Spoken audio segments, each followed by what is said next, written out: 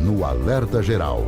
Bate-papo político com os jornalistas Luzenor de Oliveira e Beto Almeida. Vamos começar o bate-papo político nesta sexta-feira falando sobre a polêmica das denúncias em relação ao Ministério da Educação. As denúncias sobre a liberação de verbas dão dores de cabeça ao governo federal. O Senado aprova um convite para que o ministro da Educação, Milton Ribeiro, preste esclarecimentos sobre denúncias de tráfico de influência no repasse de recursos da área da educação para os municípios. O repórter Carlos Alberto chega agora com as informações. As denúncias que apontam para tráfico de influência para a liberação de verbas no Ministério da Educação tiveram novos desdobramentos, gerando preocupação entre os aliados do governo Bolsonaro. A Comissão de Educação do Senado aprovou nesta quinta-feira um convite para que o ministro da Educação, Milton Ribeiro, preste esclarecimentos sobre um suposto esquema de desvio de recursos da pasta para favorecer pastores e igrejas evangélicas. Milton já havia se antecipado com o telefonema ao presidente da Câmara, Arthur Lira, se colocando à disposição para falar sobre as denúncias que poderão derrubá-lo do cargo. Em princípio, o requerimento falava na convocação do chefe do ministério, mas os senadores optaram por transformar o ato no convite, já que o próprio Milton Ribeiro enviou um ofício ao colegiado se colocando à disposição para comparecer em qualquer data. A base do governo Bolsonaro também se movimentou para que a audiência aconteça somente na próxima quinta-feira, dia 31, e não na terça, dia 29, como previa o presidente da Comissão de Educação, o senador Marcelo Castro, do MDB do Piauí. Com informações dos bastidores políticos, Carlos Alberto. As denúncias sobre possíveis irregularidades e tráfico de influência na liberação de verbas do Ministério da Educação geraram descontentamento entre aliados do próprio presidente Jair Bolsonaro, principalmente na bancada evangélica na Câmara e no Senado, e provocaram esse convite para o ministro da Educação, Milton Ribeiro, prestar esclarecimentos na Câmara e no Senado. O presidente Jair Bolsonaro, na live que faz sempre às quintas-feiras, disse nessa quinta-feira que coloca a cara no fogo pelo ministro da Educação, Milton Ribeiro. O presidente Jair Bolsonaro disse que o titular da Educação é alvo de covardia e que não colocaria na agenda oficial encontro com os pastores Gilmar Santos e Ailton Moura, se ele estivesse armando. Ou seja, Bolsonaro saiu em defesa do ministro da Educação, Milton Ribeiro, que é alvo dessas denúncias que ganharam dimensões ainda maiores a partir do momento que o Supremo Tribunal Federal recebeu um pedido para investigar a atuação do ministro na área da educação. Jornalista Beto Almeida, polêmica e mais polêmica, denúncias que o governo federal não esperava neste momento de começo de largada da pré-campanha eleitoral e que são denúncias que geram incômodo aos aliados do presidente Jair Bolsonaro, deixam a oposição ainda mais animada para o embate eleitoral de 2022, mas nesse momento que pode se esperar desse depoimento, desses esclarecimentos a serem prestados pelo ministro Milton Ribeiro na Câmara e no Senado. Bom dia, jornalista Beto Almeida. Beto Almeida. A análise política com credibilidade e isenção.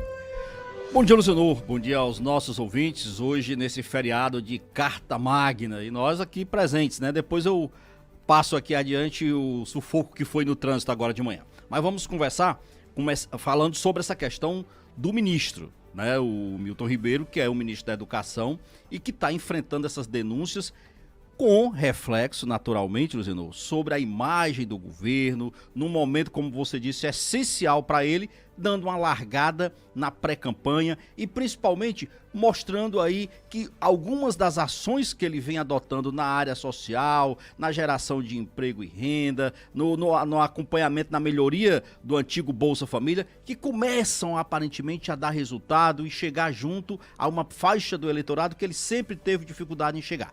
Qual é o que eu quero chegar, ao ponto que eu quero dizer aqui, Luzenor? O ministro Milton Ribeiro precisa ser afastado, Luzenor, e de imediato. Não adianta o presidente Bolsonaro ir e dizer que vai põe a cara no fogo. Não, ele deveria não pôr nem a mão, imagine a cara. Então, não estou aqui duvidando da honestidade pessoal do ministro, nem coloco em dúvida isso. Eu até posso admitir que ele possa ter sido honesto em lidar com pastores, com pessoas que ele acreditava ser da mais alta ilibada e conceito, seja lá o que for. Mas o fato é que do ponto de vista público, de tratar o público, tem problema, Luzenor. Não se pode chegar a pontos com diálogos tão reveladores ou, no mínimo, comprometedores. Então, para o bem do governo, eu não estou falando nem do ponto de vista só eleitoral. Se o presidente Bolsonaro tem realmente esse compromisso com a questão, Luzenor, de não permitir denúncias de corrupção no governo dele,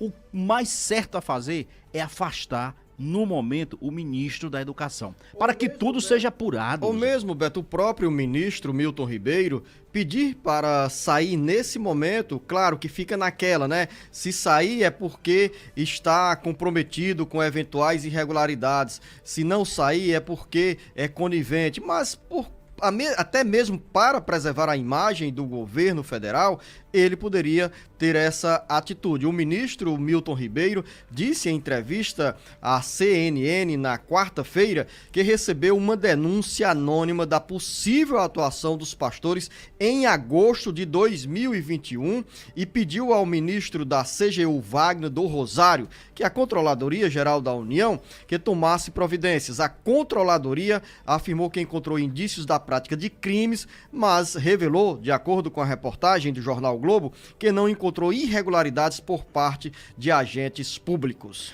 Luzenor de Oliveira, se ele já tinha conhecimento anteriormente em relação a essas denúncias, mas ele continuou recebendo exatamente esses pastores. Então mostra que o ministro incorreu, ainda assim, num erro, incorreu num risco de continuar mantendo relações com pessoas que estavam sob suspeição, que estavam em processo de investigação. Então, aí mostra claramente o quanto o ministro, no mínimo, foi inocente, Luciano, no processo. Eu estou tratando aqui na questão de não fazer pré-julgamentos, de não colocar aqui o dedo e apontar e dizer que o ministro está envolvido com esses atos de corrupção, mas dizer claramente que ele, enquanto ministro, tem que, primeiro, preservar a si, preservar o Ministério da Educação, mas preservar também a situação atual do governo. Porque nesse campo, Beto Almeida, estão surgindo outras denúncias, outras suspeições levantadas em relação à liberação desses recursos da área da educação, e tudo isso contribui para dar mais fogo à oposição, que na Câmara e no Senado cumpre o papel de investigar e ampliar o debate nessa área. E que mancada, Luzenor, que mancada, eu acho assim, isso, de certo modo, atinge o segmento, né, evangélico como um todo. Eu tenho convicção de que no meio evangélico existem pastores, existem pessoas que seguem as doutrinas bíblicas cristãs. Eu não tenho dúvida disso. Não dá para generalizar. Não dá para generalizar. Então, a atuação isolada de um ou uns não pode cair sobre uma suspeição moral sobre todos os demais evangélicos. Até por isso, eu considero essencial haver esse afastamento, fazer essa investigação para separar, como se diz biblicamente, o joio do trigo. E eu chamo agora o Marcos Vinícius, que chega com a informação sobre a Comissão Especial da Câmara dos Deputados, que aprova projeto que anistia partidos que burlaram as cotas de gênero nas eleições de 2020. Marcos Vinícius. A Câmara Federal está dando um passo atrás com a aprovação pela Comissão Especial da proposta de emenda constitucional que anistia partidos que não cumpriram nas últimas eleições as regras de repasse mínimo de verbas públicas a candidaturas de mulheres e negros. O projeto segue para análise do plenário da Câmara. A expectativa da relatora Margarete Coelho, do PP do Piauí, é que a apreciação ocorra até o final da primeira quinzena de abril. Como já passou pelo Senado, o texto seguirá diretamente para a promulgação, caso não seja alterado pelos deputados em plenário. Mesmo após o Supremo Tribunal Federal determinar em 2018 que as legendas deveriam destinar pelo menos 30% dos recursos do fundo eleitoral em campanhas femininas, várias siglas descumpriram a orientação. Em 2018 e 2020, as eleições foram marcadas pelo uso de candidaturas femininas como laranjas para burlar a legislação eleitoral. Após investigações do Ministério Eleitoral, vereadores que foram beneficiados e burlaram a legislação nas eleições de 2020 em cidades do Ceará foram afastados dos mandatos, enquanto outros terão o mesmo destino. Com informações dos bastidores políticos para o Jornal Alerta Geral, Marcos Vinícius. Eu volto aqui na minha conversa com o jornalista Beto Almeida, ainda falando sobre essa reportagem trazida pelo Marcos Vinícius em relação à decisão da Comissão Especial da Câmara Federal em abrir caminho para anistiar os partidos que burlaram as cotas de gênero e também a cota feminina nas eleições de 2018 e 2020. Jornalista Beto Almeida, a anistia, nesse momento, pressupõe perdão, mas ao mesmo tempo é um desestímulo para quem tenta fazer da política um canal de coisas mais sérias, ou seja, um caminho de seriedade para fortalecer até mesmo os partidos e o exercício da atividade política. Na hora que se anistia um crime que poderia ser evitado, como por exemplo o uso de mulheres como candidatas laranjas com a intenção de desviar dinheiro do fundo eleitoral, dinheiro do fundo partidário, quando se premedita esse crime, não dá para anistiar.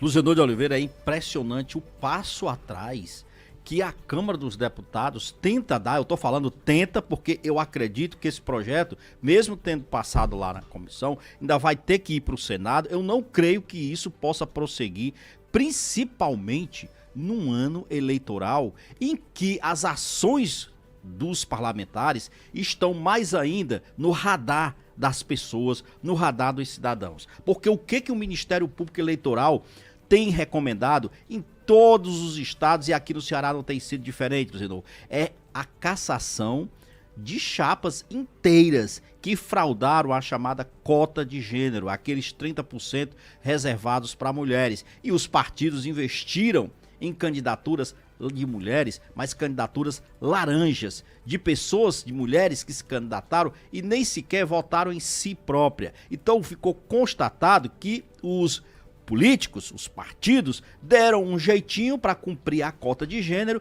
e ainda surrupiar literalmente o dinheiro da verba eleitoral que é destinada para a candidatura de mulheres. E aí vem a Câmara dando esse passo atrás, querendo anistiar, e eu pergunto, e quem já foi cassado?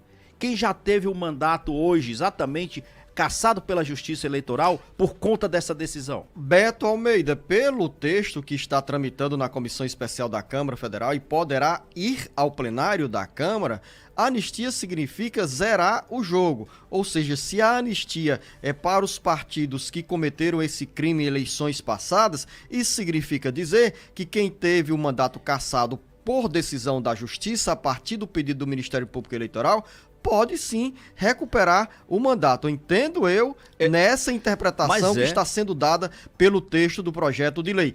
Aqui no Ceará... Mas isso já causou prejuízo. Isso sem causou dúvida. prejuízos, entendeu, Luzenor? De todo modo, é supostamente um direito que se resgata para aqueles que fraudaram retomar seus mandatos, mas ainda assim tem, para eles enquanto mandatários eletivos, eles foram prejudicados no direito que eles tiveram, conforme a interpretação dessa nova legislação que está tentando ser modificada. Mas aí vamos lá, e a sociedade? E o cidadão?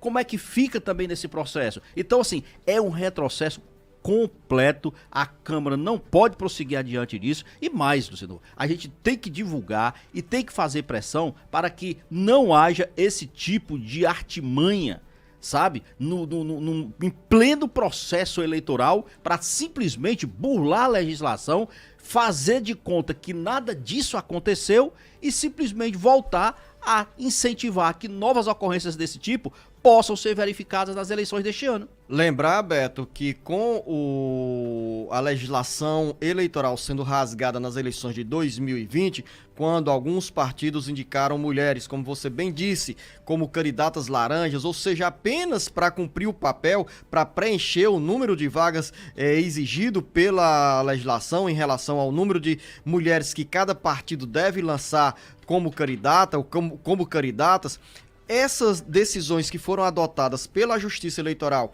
em 2020, 2021, afastando vereadores, essas decisões estimularam os partidos a refletirem sobre a seriedade com que deveriam administrar essa mesma lei eleitoral para as eleições de 2022. Se de lá para cá, de Brasília para cá, a Câmara Federal rasga literalmente essa legislação, o que é que vai acontecer? Os partidos que cometeram os crimes lá atrás certamente se sentirão estimulados a repeti-los agora nas eleições de 2022. E quero recordar também para você e para os nossos ouvintes, em algumas cidades do Ceará, muitos vereadores já foram afastados por conta dessa história dos partidos que apresentaram mulheres candidatas laranjas. Nós não temos um balanço aqui completo, Luciano, por conta do apanhado que a gente vai fazer ainda, mas a gente já teve casos em Nova Russas, tivemos casos em Potengi de vereadores afastados por conta dessa burla na legislação, tivemos casos em Pacatuba, mas não ficaram por aí, fora os processos que ainda estão tramitando aqui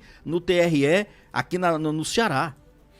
E também, Beto, outro assunto aqui que a gente vai abordar no bate-papo político é sobre o orçamento secreto, que continua gerando muita polêmica e entra também no contexto das preocupações que os partidos devem ter em relação ao comportamento dos eleitores, porque os eleitores não estão indiferentes ao que está acontecendo em relação ao destino do dinheiro público para os municípios por meio de emendas parlamentares. E após muitas cobranças, o presidente do Senado, Rodrigo Pacheco, deu 10 dias para todos os parlamentares do Congresso Nacional revelarem as indicações de emendas realizadas entre 2020 e 2021 por meio do orçamento secreto.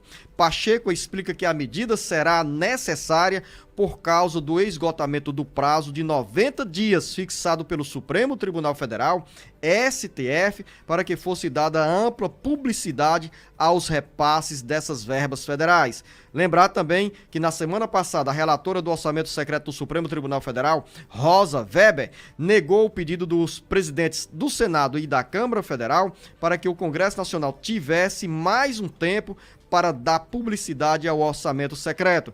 A ministra disse ainda não ter visto razões legítimas e motivos razoáveis para prorrogar o prazo. Os parlamentares alegam enfrentar dificuldades técnicas para obedecer à ordem do Supremo Tribunal Federal que obriga essa publicidade. Vamos aqui explicar para os nossos ouvintes orçamento secreto, que é do conhecimento da maioria dos brasileiros de acordo com algumas pesquisas que foram realizadas.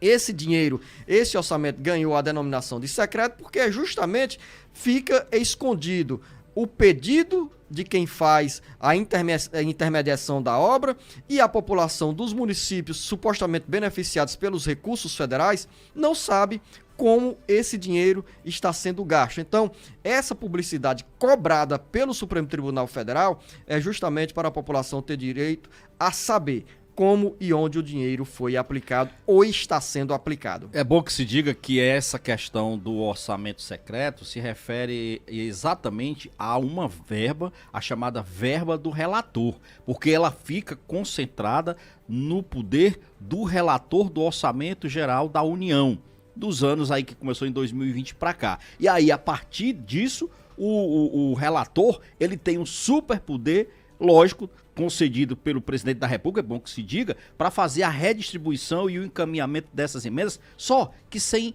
transparência, sem clareza, sem saber, por exemplo, para quem foi autorizado, para que área foi, para que setor foi, para que município foi, e a partir disso é que vieram essas cobranças. Bom que se diga, Luciano, que não é só o Supremo Tribunal Federal que vem cobrando que seja dada a transparência e as informações corretas sobre a liberação dessas verbas. O TCU, que é o Tribunal de Contas da União, entrou também nessa parada. Entrou em que sentido? No TCU interessa agora saber como é que tem sido feita a aplicação dessas verbas. Porque a partir do momento em que uma verba secreta dessa é liberada para determinada obra, determinado projeto, e aí, essa verba está sendo aplicada corretamente? Ela foi para onde inicialmente seria destinada? São informações que parecem simples, mas que contrariam todas as regras da democracia, da clareza e da simplicidade nas informações que deveriam existir. para os nossos ouvintes e internautas também acrescentar o que você falou em relação ao orçamento, porque nós temos o orçamento da União, que é aprovado pelo Congresso Nacional com emendas parlamentares e coletivas, são as emendas individuais impositivas. As emendas individuais impositivas são aquelas que têm liberação obrigatória pelo governo federal. E o Ceará terá pelo menos 450 milhões de reais em emendas parlamentares impositivas distribuídas entre os 25 parlamentares, 22 deputados federais e 3 senadores. Quanto ao orçamento secreto, foi uma regra, um caminho encontrado pelo Congresso Nacional para garantir mais dinheiro aos redutos eleitorais dos deputados federais e senadores e, ao mesmo tempo, com essa rubrica denominada orçamento secreto que gera tanta polêmica. E o Ceará, Beto Almeida, está no meio desse debate. A decisão da ministra Rosa Weber, na interpretação dos bastidores políticos, representou uma derrota para os presidentes da Câmara e do Senado, que agora tiveram de se movimentar a contragosto dos próprios aliados. Segundo uma reportagem do jornal O Estado de São Paulo, Rodrigo Pacheco tomou a decisão de exigir a transparência em caráter obrigatório e urgente após o senador Márcio Bittar, relator do orçamento de 2021, não ter enviado os documentos. O presidente do Senado expediu o ofício com essa cobrança na última quarta-feira. E mais sobre esse assunto, para finalizar, e você entrar e trazer essa informação sobre a decisão do senador Renan Calheiros de provocar o Supremo Tribunal Federal em outro viés sobre o orçamento secreto. Ainda, a ordem do presidente do Senado, Rodrigo Pacheco, derrubou as especulações de bastidores que apontavam como possível solução para o impasse uma intimação direta dos relatores dos orçamentos de 2020 e 2021, deputado Domingos Neto, do PSD, e Márcio Bittar, uma vez que os dois são os responsáveis pela solicitação dos valores ao executivo e recebem os pedidos de apoio dos parlamentares para a liberação dessas verbas. Orçamento secreto continua dando o que falar, gera incômodo para o governo federal e dor de cabeça para quem pediu o dinheiro e não o encaminhou de forma mais correta para os municípios do Brasil. Então vamos lá, Rodrigo Pacheco e o presidente da Câmara, Rodrigo Pacheco que é presidente do Senado e o presidente da Câmara, Arthur Lira, tomaram essa decisão não porque estejam preocupados com a transparência, é bom que se diga isso, porque eles inclusive chegaram a comentar que o orçamento secreto não era secreto,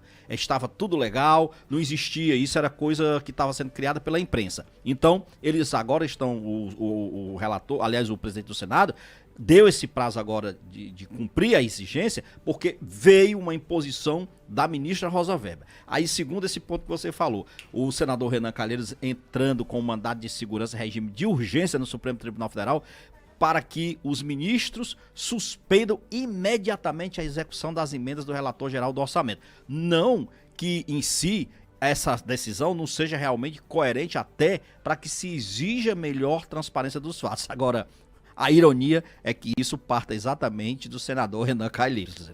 E na reta final do bate-papo político, Beto Almeida, registrar aqui que a Universidade Federal do Ceará decidiu suspender o fornecimento de alimentação por parte de um restaurante que era terceirizado, de uma empresa terceirizada. Daqui a pouco eu trago essa informação, porque nós recebemos uma imagem do nosso correspondente Alverne Lacerda sobre o descontentamento de estudantes do campus da UFC em Itauá, também em relação ao fornecimento da alimentação. 7 horas e 45 minutos, Beto Almeida, qual é a informação aí dos bastidores políticos? Luciano de Oliveira, uma coisa que a gente tem que ver... Faça o seguinte, deixa uma coisa, vamos esperar que o Marcos Furlan vai fazer um intervalo e eu ainda volto aqui para conversar com você nesse bate-papo político mais estendido hoje aqui no Jornal Alerta Geral. Volto com o jornalista Beto Almeida aqui no bate-papo político. A primeira pesquisa do Instituto Datafolha sobre as intenções de votos para a presidência da República, divulgada nesta quinta-feira, aponta que o o ex-presidente Luiz Inácio Lula da Silva mantém a liderança agora com 43% de apoio dos eleitores, vindo em segundo lugar o presidente Jair Bolsonaro com 26% das intenções de votos. A pesquisa do Datafolha, realizada em dezembro, mostrava naquele momento que Lula oscilava de 47% a 48% de votos e Bolsonaro de 21% a 22%. A melhora dos índices de oscilação ou de aceitação popular do presidente Jair Bolsonaro é atribuída às medidas adotadas no campo social, principalmente com o Auxílio Brasil, o antigo Bolsa Família, que paga aos beneficiários um valor de R$ 400. Os aliados do presidente Jair Bolsonaro avaliam que o índice de popularidade pode melhorar ainda mais, mas consideram ao mesmo tempo o aumento nos preços dos combustíveis como reflexo no custo de vida um desafio para o governo federal vencer e, principalmente, o governo afastar, o presidente Jair Bolsonaro afastar de perto do Palácio do Planalto uma possível responsabilidade pelo aumento nos custos dos combustíveis. Ainda sobre a pesquisa, Beto Almeida, o Instituto Datafolha ouviu 2.556 eleitores em 181 cidades de todo o país na terça e na quarta-feira. A pesquisa, que tem uma margem de erro de 2 pontos percentuais para mais ou para menos, está registrada no TSE sob o número BR 08967/2022. De acordo com os números, Sérgio Moro, Podemos, aparece com 8%, Ciro Gomes, do PDT, com 6%, enquanto o governador de São Paulo, João Dória, do PSDB, 2%, mesmo percentual do deputado André Janones, que é pré-candidato do Avante. Outros postulantes somam juntos 3%. Jornalista Beto Almeida, vamos à análise desses números em 3 minutos para você. Há um otimismo maior entre os aliados do presidente Jair Bolsonaro, porque são reais os sinais de recuperação e era previsível, porque o governo, desde o ano passado, já preparava as mudanças na área social, com reflexo direto na vida dos brasileiros, principalmente da população de baixa renda, que é o público majoritário dos eleitores do ex-presidente Luiz Inácio Lula da Silva. Bom, sem dúvida, a pesquisa mostra que reduziu sim essa distância do presidente Bolsonaro para o ex-presidente Lula, mas coloca claramente, Luzenor, que essa melhora na região Nordeste, nas áreas mais pobres, que tem a influência dessas ações sociais do programa que substituiu o Bolsa Família, o Auxílio Brasil, mas é bom que se diga, esse cenário ainda é muito cedo. Luzenor, que a gente que tem um pouco de experiência, que já viu fatos dessa natureza, não se ganha a eleição de véspera. Não existe isso. Nós já vimos casos que as pessoas costumam dizer que são zebra, da Erundina em São Paulo, por exemplo. Lá em São Paulo também, quando o então candidato Fernando Henrique Cardoso sentou a cadeira do prefeito de São Paulo e perdeu a eleição para Jânio Quadros. Aqui mesmo em Fortaleza, quando Luiziane Lins largou numa época em que não tinha nem mesmo o apoio do então presidente Lula, numa chapa em que o PT nacional apoiava aqui o PCdoB com Inácio Arruda, e a gente viu no que deu. Paz de Andrade, que foi dormir prefeito e de repente acordou atordoado, não sabia o que tinha acontecido. Enfim, nós temos exemplos muitos. Até porque, Luzenor, uma campanha só começa para valer na cabeça do eleitor quando inicia ali mesmo o horário eleitoral gratuito, no rádio, na TV, e aí as coisas começam literalmente a acontecer na cabeça do eleitor. Ele vira a chave e vai acompanhar, primeiro, quais são as opções que tem ali, que estão colocadas para ele, e como é que está a vida dele, do ponto de vista econômico, do ponto de vista da geração de emprego, se melhorou a qualidade de vida, se tem perspectivas de melhorar. Então, isso tudo é que vai ser levado em conta na hora de se decidir pelo voto mesmo, que é esse que o eleitor real, em pessoa, vai para a urna decidir. Então, a pesquisa, ela é apenas esse indicativo para dizer o seguinte: as ações que estão sendo adotadas por um e por outro podem ser alvos de correções de todos os pré-candidatos. E outra coisa, isso significa dizer o seguinte: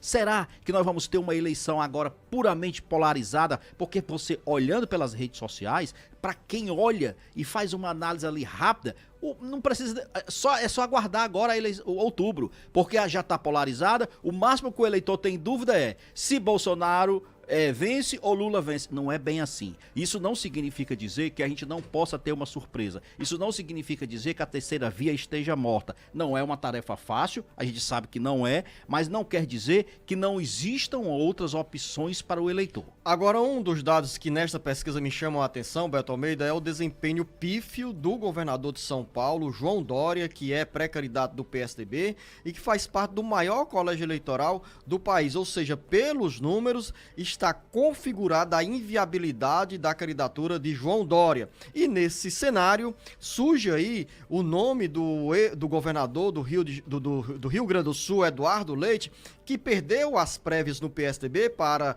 João Dória, mas que é tido como um nome de equilíbrio e que poderia se viabilizar do candidato pelo PSDB, caso João Dória renuncie à pré-candidatura, conseguisse Eduardo Leite atrair a atenção para formar justamente o que se chama de terceira via, que é aquele candidato que pode surgir como alternativa aos que querem Luiz Inácio Lula da Silva e aos que querem o presidente Jair Bolsonaro. Ou seja, nessa faixa tem um segmento de eleitores que não quer nenhum nem outro. Mas para isso, eu concordo com tudo que você disse, mas para isso precisa que haja de fato uma união dos chamados candidatos de centro, centro-direita e de esquerda para fazer a opção dessa terceira via. Porque se continuar nessa pulverização de nomes que temos atualmente, ninguém caminha para lugar algum.